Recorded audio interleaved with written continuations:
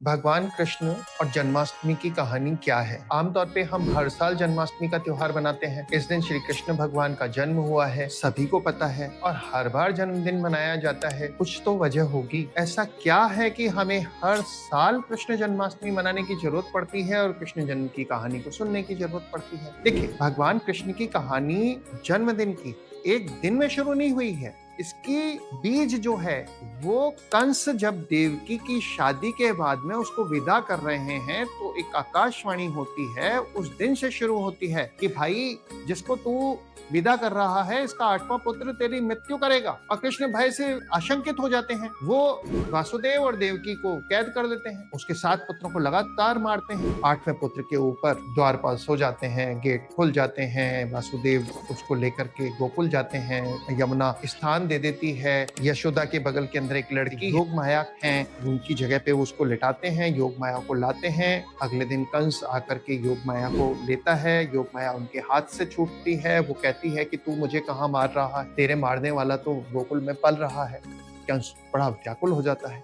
उसके बाद में वो तमाम तरह के जतन कर रहा है और भगवान कृष्ण हर जतन को फेल कर रहे हैं। यहाँ पर 2 चीजें ध्यान कर दो। एक तरफ भगवान कृष्ण के आने की कहानी, उसके बारे में माता देवकी को पता है और वहां पर सन्नाटा है। और जहां सुषुप्तावस्था है, यशोदा सोई है, पूरा गोकुल सोया है, वहां ब्रह्म सत्ता में आप पहुंचती है। और हम कहते हैं नंद के आनंद भयो जय कन्हैया लाल। कभी आपने ये नहीं सुना ना, देवकी के आनंद भयो जय कन्हैया लाल? सुनते तो नंद के हैं, यानी कि जहां पर कृष्ण भगवान की पूजा बाल रूप में होती है। मुख्यतः कृष्ण 2 पुराणों में वर्णित है। पहला श्रीमद् भागवत महापुराण और दूसरा महाभारत।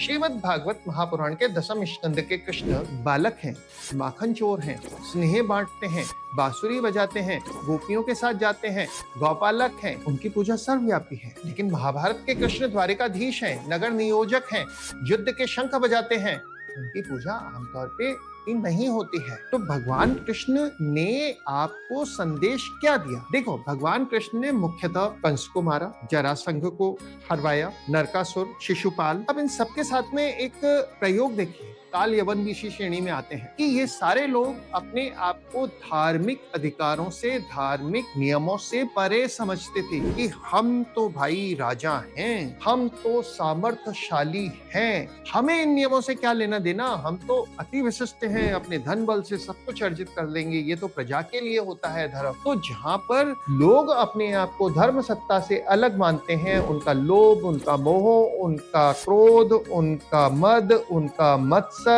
ईर्ष्या, जलन, यानी कि जिसको षट रिपु आदमी के जो 6 दुश्मन बोले जाते हैं, जब आप उनसे ग्रसित होते हैं तो भगवान कृष्ण उसका नाश करते हैं। यानी कि मानव के षट रिपु, उसके दुर्गुण हैं, उनसे आप मुक्त होते रहें। भगवान आपको ये प्रेरणा देते रहें और यही संदेश देते हैं। कृष्ण जन्माष्टमी का टेक अवे मैसेज आपके लिए यही है कि आप अपने काम, क्रोध, लोभ, मोह, मार, मद, मत्सर से दूर रहें।